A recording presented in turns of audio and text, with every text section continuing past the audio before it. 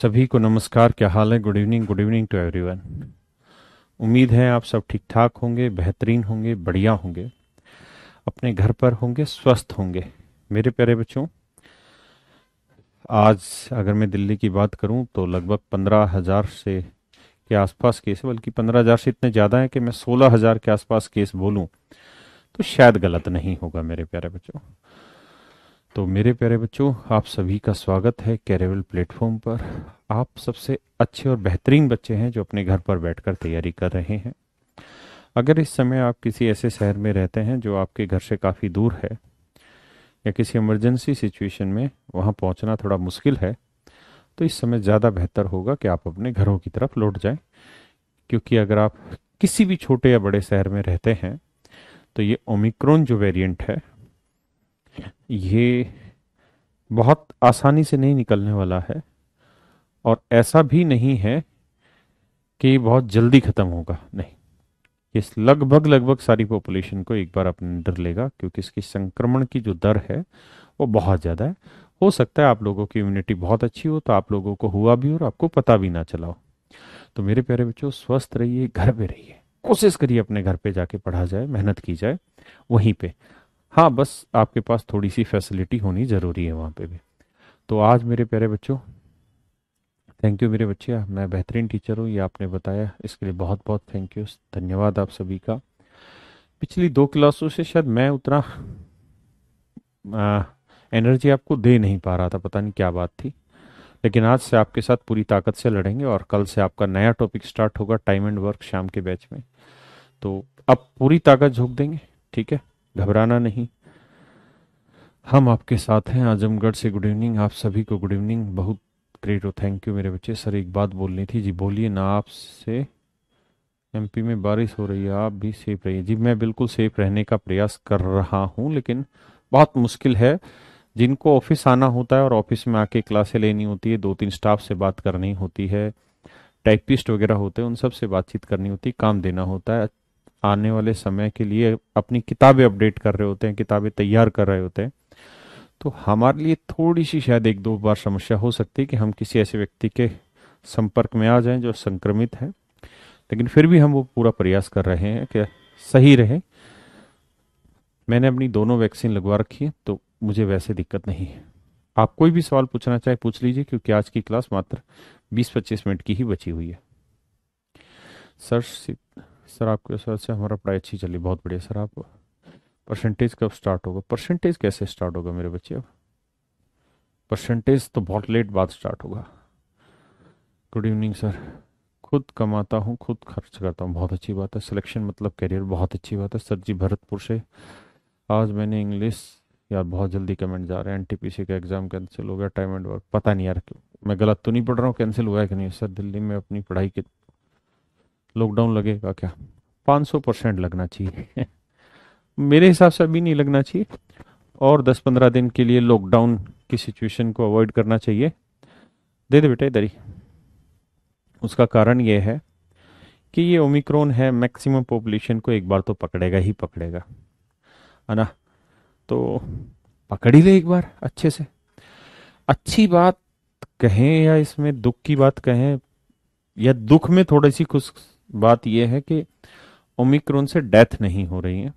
चीज़ें थोड़ी सी जल्दी सुधर जा रही है, और जहाँ तक मुझे सुनने में और समझने में आया है कि तीसरे से चौथे दिन आदमी रिकवर कर जाता है कोरोना से, इस ओमिक्रॉन केस में। लेकिन बुरी बात यह है कि अभी भी जिससे सेकेंड वेव आई थी, डेल्टा, अभी भी उसके केसेस आ रहे हैं। तो मेरे बच्चे,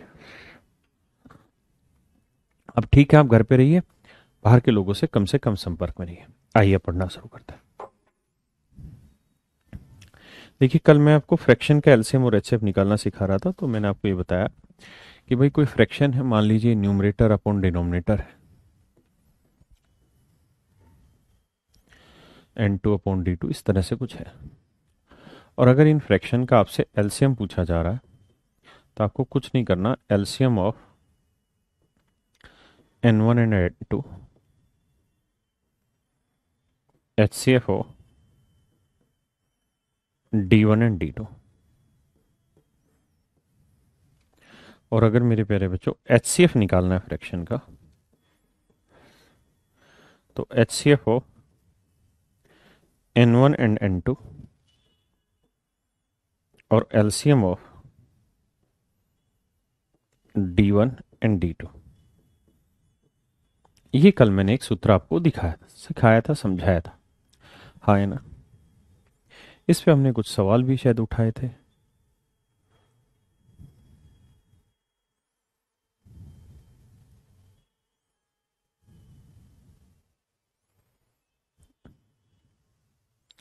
तो हमारी चर्चा कल इस पे थी।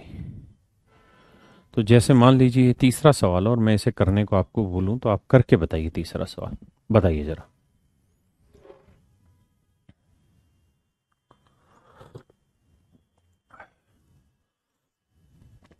इनका एलसीएम भी बताइए और एचसीएफ भी बताइए।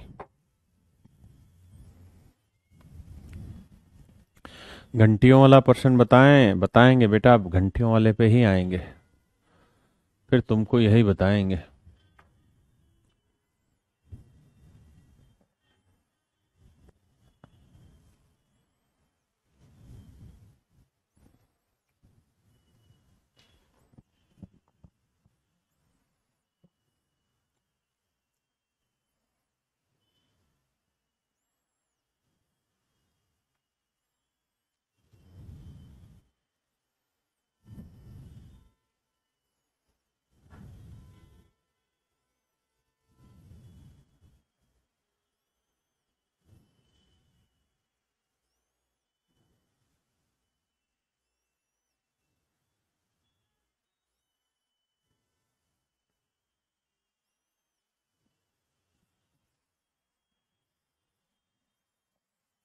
देखिए मेरे बच्चे, अगर इस फ्रैक्शन का आपको एलसीएम निकालना हो तो आप कहेंगे एलसीएम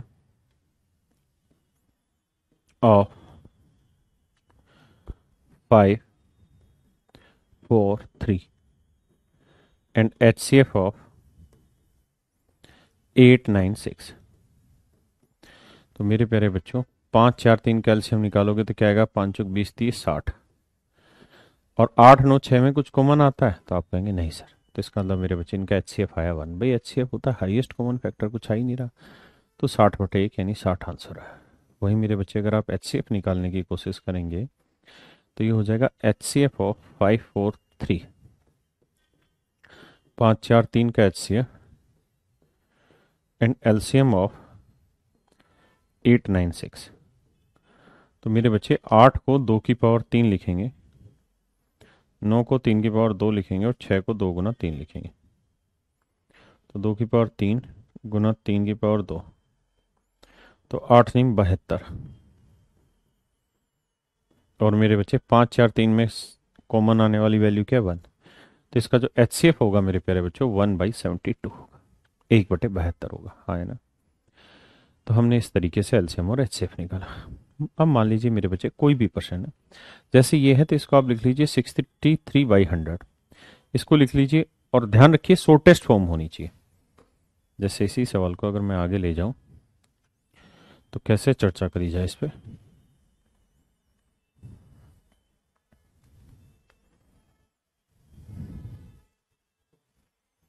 जैसे ये है 0.63 है तो इसे 63/100 लिख दीजिए।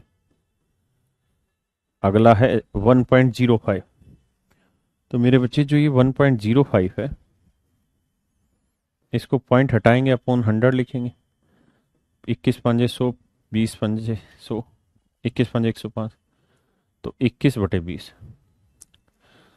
और मेरे प्यारे बच्चों थर्ड को है 2.1, तो ये आ जाएगा 21/10।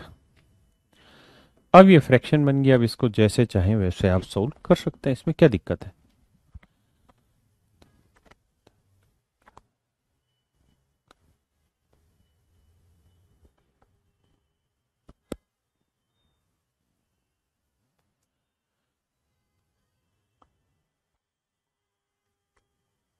करिए मेरे भाई।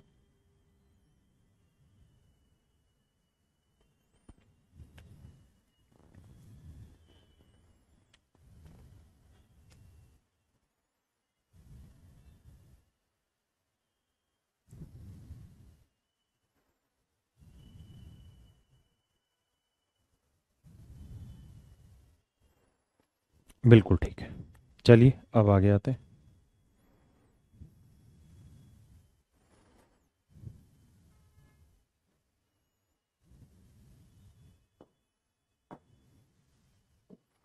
बताइए जी इसका आंसर।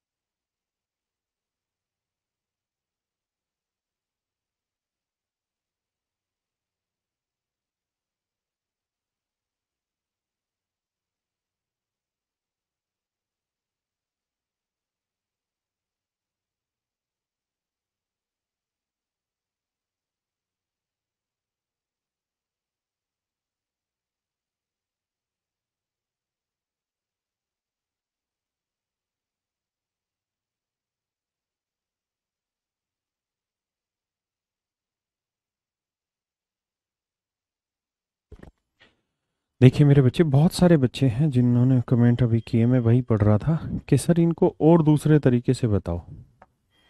तो मैं आपको बता देता हूँ, कोई दिक्कत नहीं है। जैसे एक एग्जांपल उठा लेते हैं हम, कि अगर आपकी इच्छा ऐसी है कि सर हम पॉइंटों से फ्रैक्शन नहीं बनाना चाहते, मत बनाइए, बना वो दूसरे तरीके से करवा देते, उठवा देते।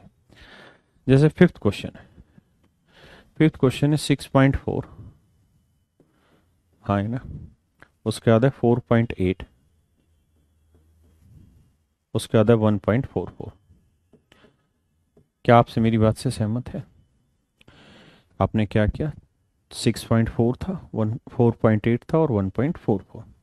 मेरे बच्चों मैं आपसे ये जानना चाह रहा हूँ कि भाई मुझे आप इसका एलसीएम निकाल के बताइए क्या होगा। तो एलसीएम निकालने का एक तरीका ये है सर, एक तो बेसिक तरीका है कि सर 64/100 कर लीजिए, ना 64/10 कर दीजिए, तो काटोगे तो आ जाएगा 32/5, हाँ है ना। एक 48/10 करिएगा तो ये आ जाएगा 24/5। एक सर ये आएगा 144/100, तो सर 4 से काटेंगे, 4 दिए 12, 4 6 24, 4 2500, तो ये आ जाएगा सर 36/25। तो सर जब हमें इनका एलसीएम लेना होगा ना, तो एलसीएम में सर हम करते क्या हैं, ऊपर वाले नंबर का एलसीएम लेते हैं, 32 24 36 का। तो सर 32 24 और 36 का एलसीएम लेना है। तो सर 32 हुआ कि 2 की पावर 5, 24 हुआ 2 की पावर 3 गुना 3, 8 × 3 = 24, और ये 4 × 9 = 36, 2 की पावर 2 गुना 3 की पावर 2 मेरे बच्चे। जब आप यहाँ एलसीएम निकलवाने आएंगे तो ये आएगा भाई 2 की पावर 5 तो रहेगा ही रहेगा, 3 की पावर 2 रहेगा, यानी 32 × 9, तो 9 दूनी 18, 9 × 3 = 27 और 1 = 28। तो मेरे प्यारे बच्चों आपका आंसर आया 288, हाँ है ना, क्या आया जी, 288। क्या आंसर आया मेरे बच्चे? 288।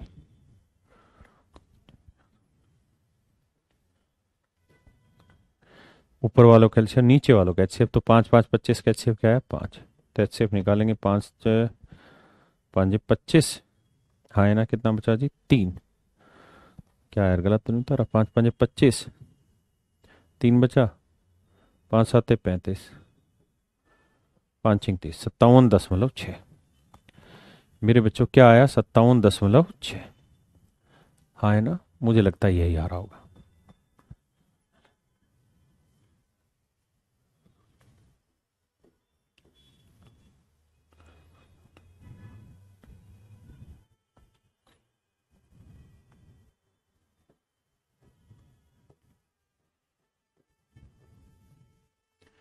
मेरे प्यारे बच्चों, मैं आपसे ही चाहता हूं कि मुझे इन तीनों का आप एलसीएम निकाल के बताइए क्या होगा। मुझे आप इन तीनों का एलसीएम निकाल के बताइए क्या होगा। तो आप कहेंगे कि सर इनका एलसीएम निकालना है, तो एलसीएम निकालते हैं। तो सर 64 640 है, तो भाई 640 का आपके मन में जो टुकड़ा आ रहा है वो लिख दो। तो आप कहेंगे सर पहला आ रहा 32 दूनी 64, गुना 10 किया होगा तो 2 गुना 5। भाई ये हुआ ना, 32 दूनी 64, 5 दूनी 10, और 32 होता है 2 की पावर 5, 6 और 1 7, तो यानी ये लिखा जाएगा 2 की पावर 7 गुना 5। हाँ है ना, बताना गलती हो तो। 480, जो दिल करा हो फैक्टर लिखिए। 16 3 48 है ना, 16 गुना 30, तो 16 2 की पावर 4, 30 को 2 गुना 3 गुना 5, तो 4 और 1 5, तो 2 की पावर 5 गुना 3 गुना 5, 144 होता है जी। कितना? 16 नीम में 144, तो 16 हो गया 2 की पावर 4, और 9 हो गया 3 की पावर 2। मेरे बच्चों ये बताइए, ये फैक्टर मैंने इनके ठीक किए हैं या गलत किए हैं, बस ये बता दीजिए। आप कहेंगे सर ठीक ठाक ही कर रहे हो आप। तो मेरे बच्चों आप क्या करो, 2 में बड़ी पावर क्या है? तो आप कहोगे सर ये 2 में बड़ी पावर सर 2 की पावर 7 ले लीजिए। 5 में यहाँ पे भी यहाँ पे भी, तो 5 की पावर 1 ही आएगा। 3 यहाँ है 1 पावर है, यहाँ 2 पावर है, तो 3 की पावर 2। तो सर 2 की पावर 7 हो गया 128, गुना कर दो 5, गुना कर दो 9, तो ये आएगा 5 8 40, 5 दूनी 10 4 14, 5 6 40, 9 से करेंगे 9 0 0, 9 चौक 36, 9 6 54 और 3 57। यानी मेरे प्यारे बच्चों आंसर आएगा 5760। हाँ है ना। एक बार सिर्फ इतना समझिए, फिर वापसी उसी सवाल पे लाता हूँ। आप घबराइए नहीं, आपको इधर उधर नहीं लेके जाऊंगा, रत्ती भर भी नहीं भटकूंगा।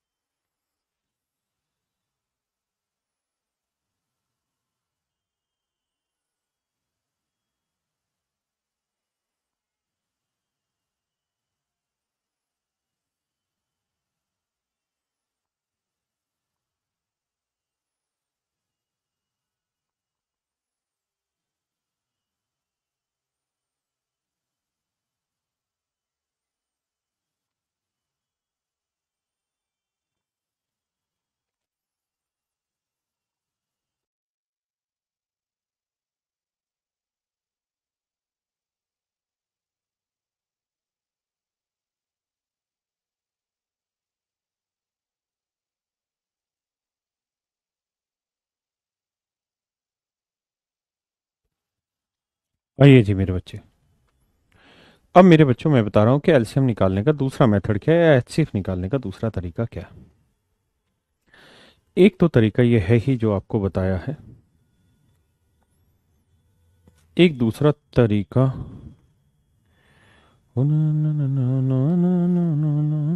ये है मेरे बच्चे कि आप डेसिमल में क्या करें कि इक्वल नंबर पे इक्वल मतलब डेसिमल के बाद इक्वल डिजिट कर लें। जैसे यहाँ 10.1 है, यहाँ 10.1 है, यहाँ 10.2 है, तो सबसे ज्यादा 2 है, तो क्या करो सबके बाद 10.2 कर लो। 480, 640। तो अब आप 640, 480 और 144 ये 3 नंबर हो गए मेरे बच्चे, इनका आप ले लो एलसीएम।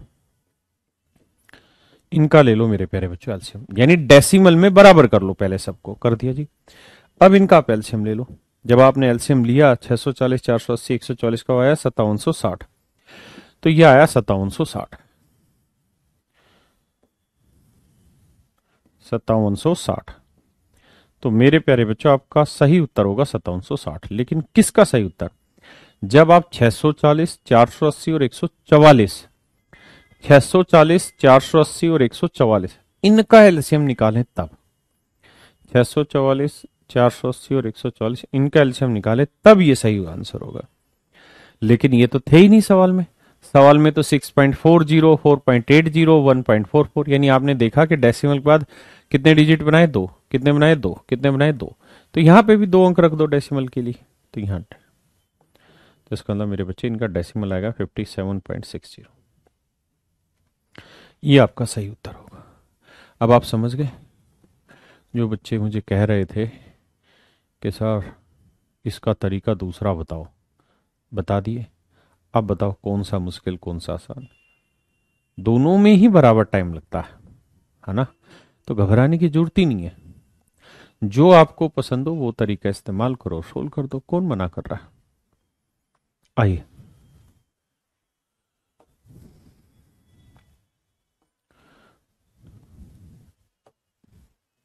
प्लीज करें इस सवाल को।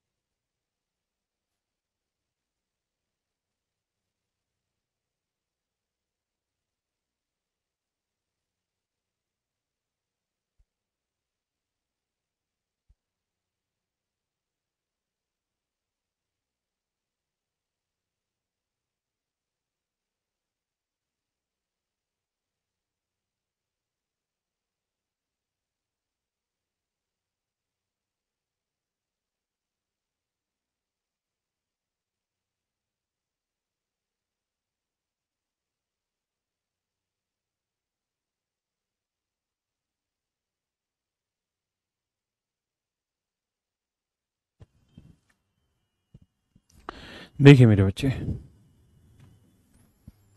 कह रहा जी 4 घंटियां हैं,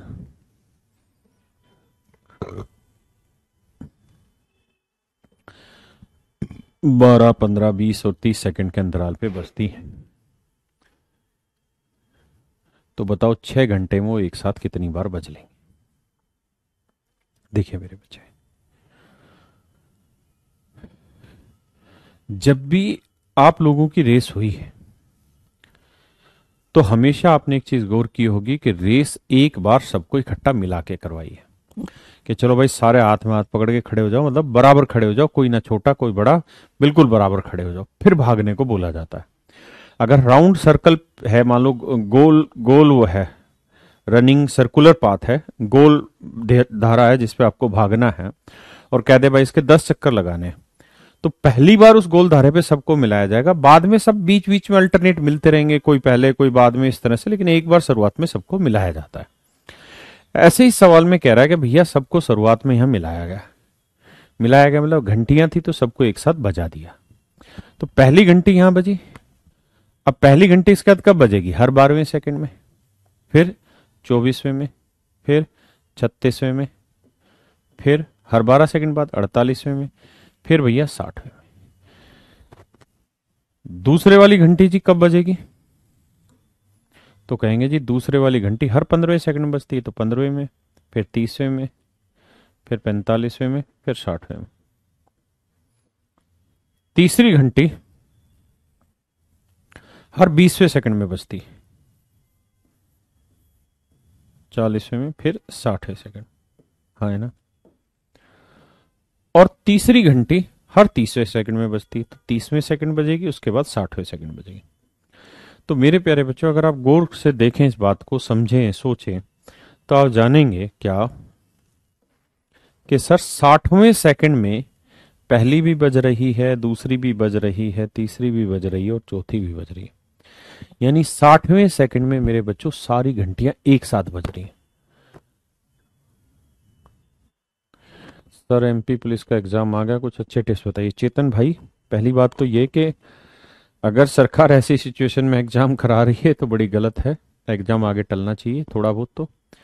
बाकी मुझे भी नहीं पता कि एमपी पुलिस के एग्जाम की क्या इंपॉर्टेंस है और किस चीज़ का पुलिस में कांस्टेबल है, सब इंस्पेक्टर है, क्या है। दूसरा ये है कि आपको कुछ अलग से, अगर कोई सब्जेक्ट ही कोई अलग से आ रखा है कि भाई एमपी की जीके पूछी जाती है, तो मैं नहीं कह सकता कि क्या कहानी है। अदरवाइज आपको घबराने की जरूरत नहीं है, जो आप पढ़ रहे हैं इससे बाहर कुछ आएगा ही नहीं, है ना। आइए, तो मेरे प्यारे बच्चों, एलसीएम आया 60। अगर एलसीएम 60 आया, अगर एलसीएम 60 आया,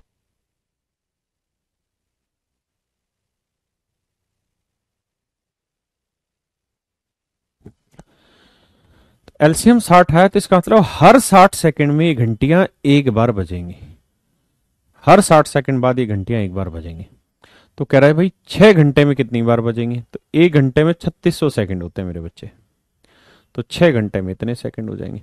और हमें पता है कि हर बार 60 सेकंड में एक बार बजती है, तो इतने सेकंड में कितनी बज लेंगी जी, बजाते हैं इसको। इसको मेरे अंतरी न न न न न न न।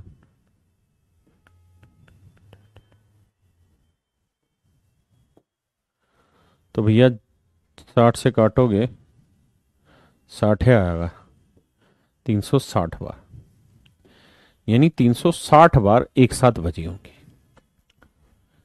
अब मेरे बच्चों होता क्या है कि जब टाइम नोट शुरू किया जाता है उस समय सारी घंटियां एक साथ ही बजी होती। शुरुआत का जो एक है, जो यहां पे, वो भी तो एक साथ बजी थी। जैसे ही कहा होगा कि चलिए स्टार्ट, तो पहली घंटी बजाई होगी सारी एक साथ। तो पहले मिनट में, यानी पहले 60 सेकंड में एक तो 60वें सेकंड में बजी और एक शुरुआत में ही बज गई, तो वो एक शुरुआत का हर हाल में जोड़ देना, गलती मत कर देना। तो 360 में एक बार जोड़ेंगे तो 361 बार। अरे हाँ है ना, 361 बार, यानी 6 घंटे में 361 बार आपस में मिली होगी। करना क्या आपको, कुछ नहीं, जितने भी टाइमिंग दे रखे इन सब का आपको एलसीएम लेना है और कुछ भी नहीं। यानी इतनी देर के बाद हर बार बजेंगे। अगर इसमें आपको कोई दिक्कत है तो आप इस तरह से समझिए मेरे बच्चे कि आप सारे रनिंग कर रहे हैं, है ना। रनिंग करते हैं तो एक गोली चलाता है धसका, और फिर सारे भागते हैं। तो जैसे ही डिस्काउंट चलाने होता है उससे पहले ही एक साथ भाग जाते हैं सारे, या वहीं खड़े रहते हैं, वहीं खड़े रहते हैं। जैसे ही गोली चलती है शाप, यानी पहली मिनी सेकंड में जो आवाज आती है उसमें सारे साथ होंगे, लेकिन उसके बाद फिर आगे भागना शुरू करते हैं। तो ऐसे ही जब टाइम नोट किया होगा तो सबसे पहले चलिए टाइम नोट करते हैं, पहली बार सारी घंटियां बजाई, तो वहां से टाइम नोट शुरू हुआ, यानी एक बार तो पहली बार वाला हो गया, ठीक है। इसलिए घबराइएगा नहीं। ऐसा ही मेरे भैया, हम तुमको एक एग्जाम्पल दे रहे हैं। रति शंकर शुक्ला, हम तुमको एग्जाम्पल दे रहे थे बे।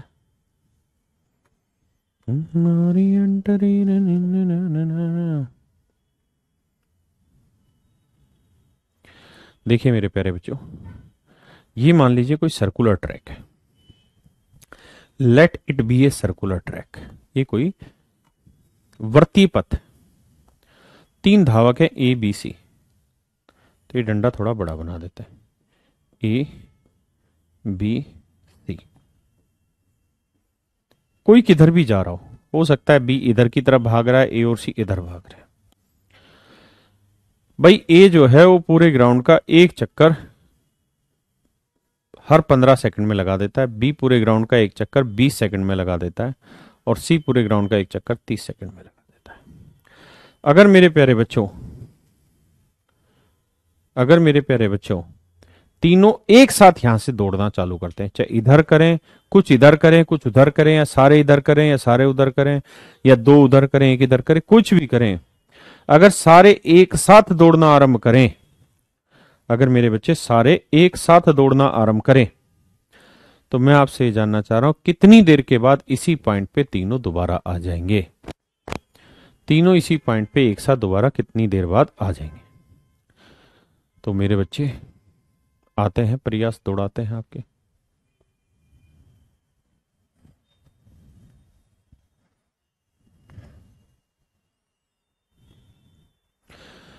तो देखिए यार, ये है starting point.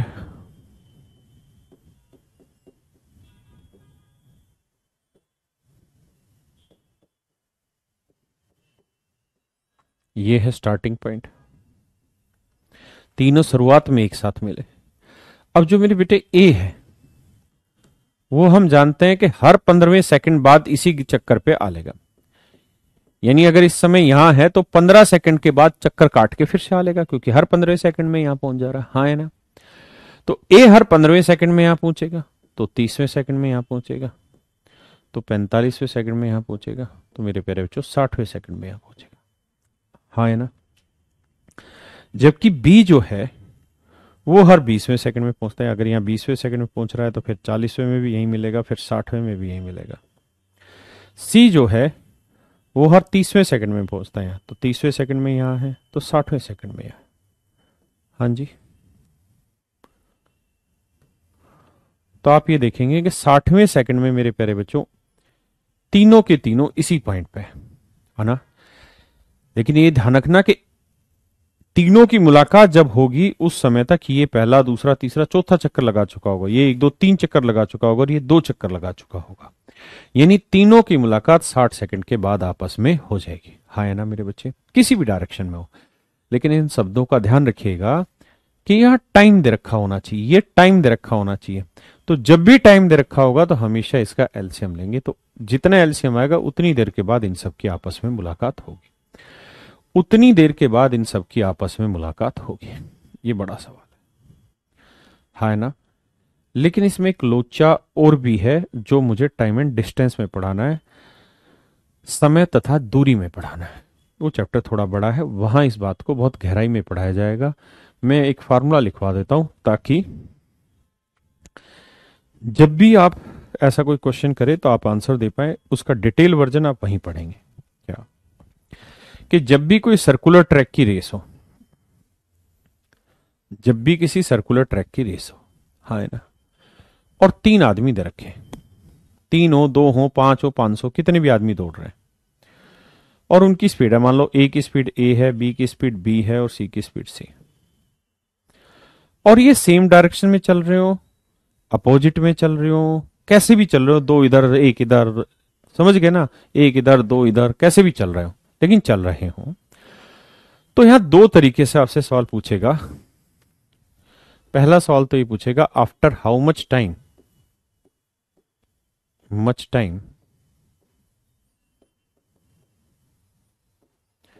will they meet first at their starting point, at their starting point। मेरे प्यारे बच्चों, पहला सवाल तो यही आएगा कि कितनी देर के बाद वे अपने स्टार्टिंग पॉइंट पे पहली बार कब मिलेंगे। दूसरा सवाल यह होगा,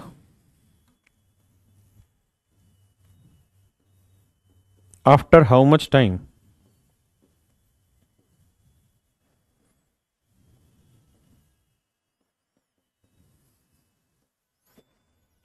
will they meet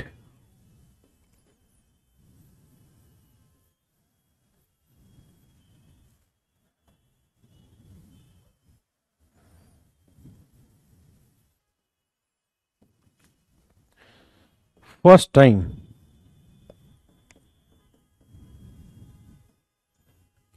at any point, at any point। 2 अलग अलग सवाल है। दोनों में डिफरेंस बता दो। जैसे ये एक सवाल था, यहां ये था कि भाई पहली बार इसी स्टार्टिंग पॉइंट पे कितनी देर के बाद मिलेंगे, ये एक अलग सवाल है। लेकिन ये कैसे मैं जरूरी मान लूं कि पहली बार यही मिलेंगे? हो सकता है तीनों, ये इधर दौड़ रहा है, ये इधर दौड़ रहा है, ये इधर दौड़ रहा है, कहीं रास्ते में आपस में तीनों एक साथ मिल जाए। भाई ये जरूरी नहीं है ना कि तीनों स्टार्टिंग पॉइंट पे ही आके पहली बार मिलेंगे। हो सकता है पहली बार यहां कहीं तीनों एक साथ मिल जाए। अरे हाँ है ना, ऐसा कोई इन पे मंत्र थोड़ी फूक रखा कि जहां स्टार्टिंग पॉइंट है वहीं आके मिलना है इनको, किसी भी पॉइंट पे तीनों एक साथ मिल सकते हैं। तो दो सवाल हो सकते हैं। पहला सवाल ये पूछा जा सकता है आपसे, या ये हो सकता है कि भाई पहली बार स्टार्टिंग पॉइंट पे कब मिलेंगे, पहली बार स्टार्टिंग पॉइंट पे कब मिलेंगे। दूसरा सवाल ये हो सकता है कि पहली बार कब मिलेंगे। हो सकता है पहली बार यही मिलनी हो, लेकिन पहली बार स्टार्टिंग पॉइंट पे कब मिले। तो मेरे प्यारे बच्चों, इस तरीके से दो सवाल पूछे जा सकते हैं। दोनों का ही कॉन्सेप्ट आपको कहां मिलेगा? आपको मिलेगा मेरे बच्चे टाइम एंड डिस्टेंस में, क्योंकि वहां रिलेटिव स्पीड पढ़ाई जाती है, वहां से आप इसका अर्थ समझ जाएंगे। फिर भी मैं फार्मूला लिखवा दे रहा हूं, ठीक है? अर्थ वहां जानिए। तो first time at starting point की बात हो रही हो, स्टार्टिंग पॉइंट की बात हो रही हो, तो डिस्टेंस जो दे रखी होगी वो, जो भी डिस्टेंस होगी सर्कुलर ट्रैक की, वो अपॉन में HCF ऑफ स्पीड, इनकी स्पीड का HCF, ABC मान लीजिए इनकी स्पीड है, तो इनका HCF और आगे जो भी हो। लेकिन अगर कह दे कि पहली बार किसी भी पॉइंट पे मिले, जरूरी नहीं starting point, at any point, तो मेरे बच्चे उसका सूत्र होगा distance upon HCF of their relative speed. मैं माफी चाहता हूं कि आपको रिलेटिव स्पीड नहीं समझा सकता, क्योंकि ये टाइम एंड डिस्टेंस का कॉन्सेप्ट है और काफी बड़ा कॉन्सेप्ट है। कम से कम 2 से 3 क्लास में समझ में आएगा। सापेक्ष चाल का महत्व समझ पड़ते हैं।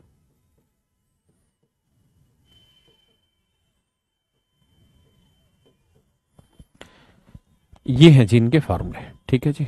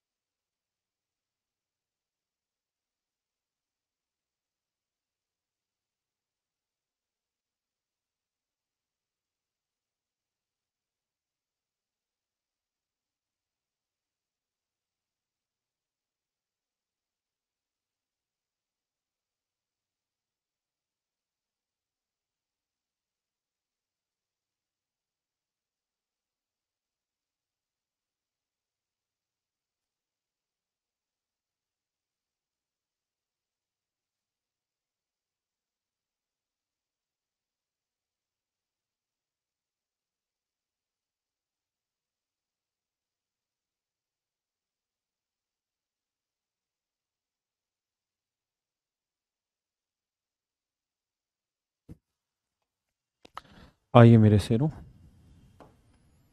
इस सवाल में बहुत ज़्यादा मैं घुमाव फिराव नहीं करा सकता क्योंकि उसके लिए टाइम स्पीड एंड डिस्टेंस चाहिए। दिल में मेरे-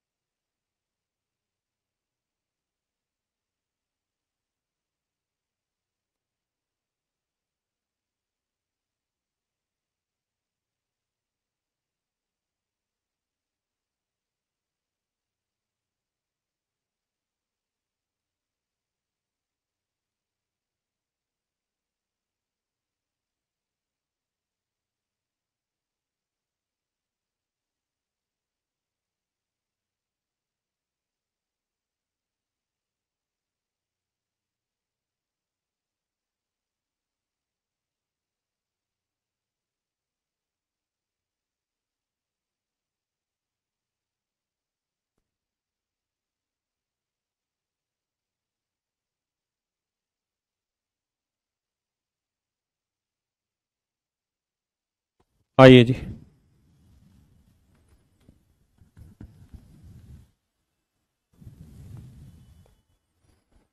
देखिए जी, सवाल में कह रहा है कि एक सर्कुलर ट्रैक है।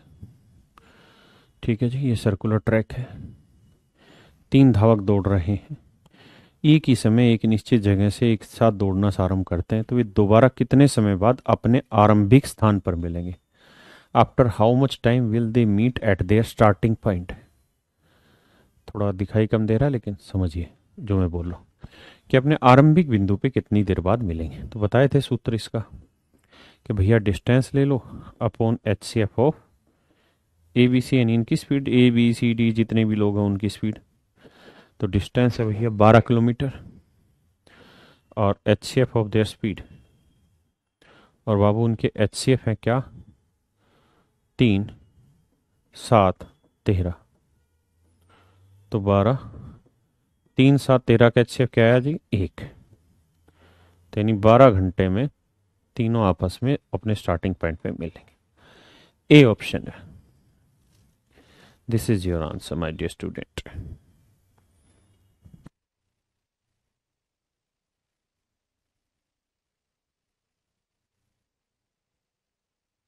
एक दो छोटी छोटी बातें और हैं कि दो नंबर का जो प्रोडक्ट होता है वो हमेशा ही उनके एच सी एफ और एलसीएम के प्रोडक्ट के बराबर भी होता है। दो संख्याओं का प्रोडक्ट उनके एच सी एफ और एलसीएम के बराबर भी होता है। इस बात को ध्यान रखिएगा, हाँ है ना।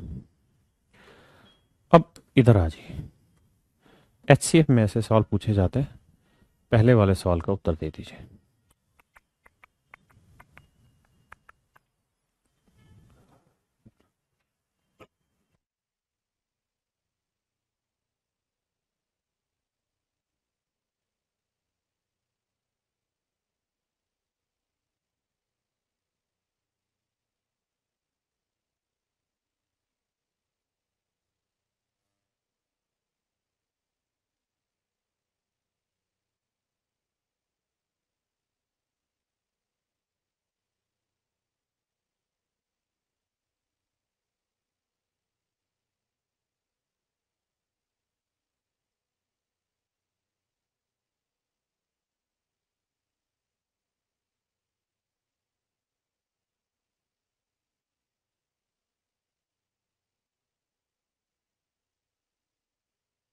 देखिए मेरे प्यारे बच्चों, ये एच सी एफ एलसीएम का सवाल है, लेकिन ये है बाइनोमियल थ्योरम से। तो ऐसे कोई एक्सप्रेशन दे रखा हो कि ए की पावर m+1 और ए की पावर n+1, यानी बेस सेम होना चाहिए, जो यहाँ है वो यहीं, जो यहाँ है वो यहीं, और कहे कि इनका एच सी एफ निकालिए। तो मेरे प्यारे बच्चों, इनका एच सी एफ हमेशा ही ए की power H C F of m and n +1, A की power H C F of m and n +1 होगा, हाँ है ना। जैसे मैं आपसे सवाल पूछता कि भाई 2 की पावर 33 और 2 की पावर 21 जमा 1 का HCF बताइए। 2 की पावर 33 जमा 1 और 2 की पावर 21 जमा 1, इसका HCF बताइए। तो आंसर होगा 2 की पावर HCF ऑफ 33 एंड 21 +1। तो 2 की पावर 33 और 21 में कॉमन वैल्यू क्या, HCF क्या आएगा? तो आप कहेंगे 3 3 11 33, 3 7 21 3, तो 2 की पावर 3 जमा 1, दैट इज योर आंसर। 2 की पावर 3 जमा 1 आपका आंसर होगा। अगर कुछ कॉमन नहीं आता तो 2 की पावर 1 हो जाता। जैसे सेकंड है, तो सेकंड में 33 और 41 में कुछ कॉमन है नहीं, तो इसका HCF हो जाएगा 2 की पावर HCF ऑफ 33 एंड 41 +1। हाँ है ना। तीसरे बात है 5 की पावर 57, 5 की पावर 133। तो 57 और 133 में जो HCF आए वो 5 की पावर कर दीजिए। अब आते हैं चौथे सवाल पे। 3 की पावर 3 की पावर 331, 3 की पावर 3 की पावर 334 जमा 1। बड़ा सवाल है। 3 की पावर 3 की पावर 333, 3 की पावर 334 +1 है, +1। अब मेरे प्यारे बच्चे, मुझे आपको इसका HCF निकाल के बताना है क्या होगा। तो HCF निकालना है, तो HCF का आंसर होगा क्या? 3 की पावर HCF ऑफ 3 की पावर 333 एंड 3 की पावर 334 +1। पहले इतनी बात समझिए, फिर आगे चर्चा करेंगे। देखिए जो बता रहे थे वही चीजें, कुछ हो रहा है।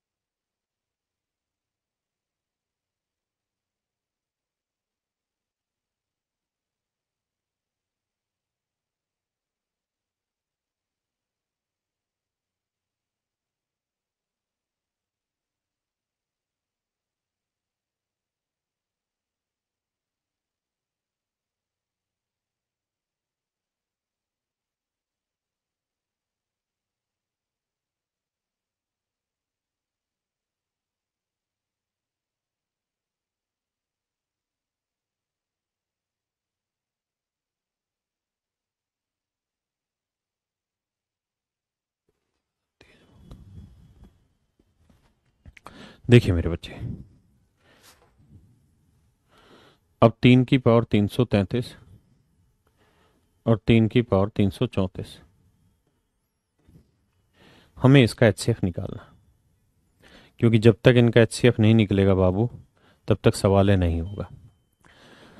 तो भाई ये बताओ, HCF का मतलब क्या होता है?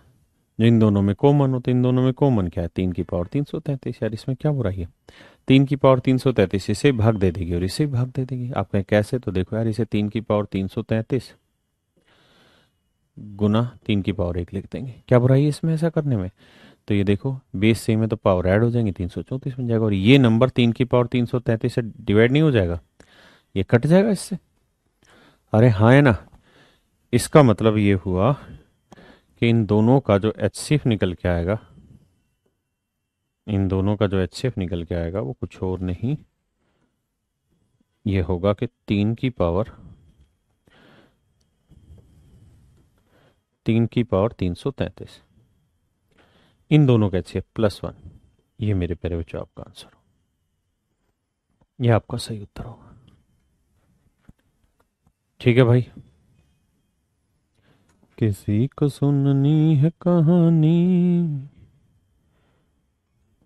अब आप आ जाइए पांचवे पे, करिए।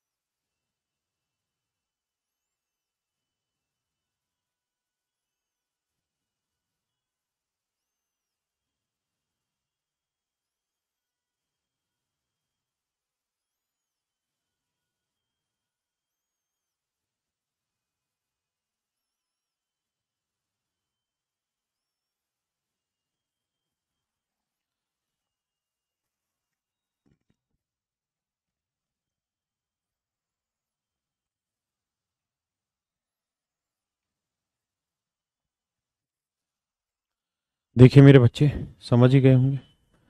5 की पावर 17 और 5 की पावर 19 है ना। माइक ऑन है।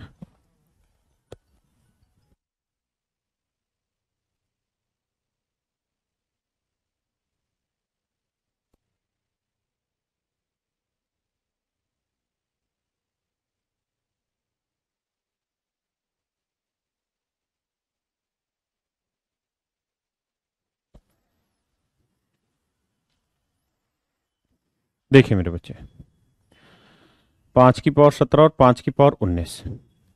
तो 5 की पावर 17, 5 की पावर 19 का एचसीएफ क्या आएगा? 5 की पावर 17, तो आंसर आएगा 2 की पावर 5 की पावर 17 जमा 1। ये आपका आंसर हो जाएगा। तो मेरे प्यारे बच्चों, आपका एचसीएफ एलसीएम पूरी तरह खत्म हुआ। तो आज के लिए इतना ही रखते हैं। कल नए चैप्टर के साथ शुरुआत करेंगे और आप सबसे दोबारा मिलते हैं।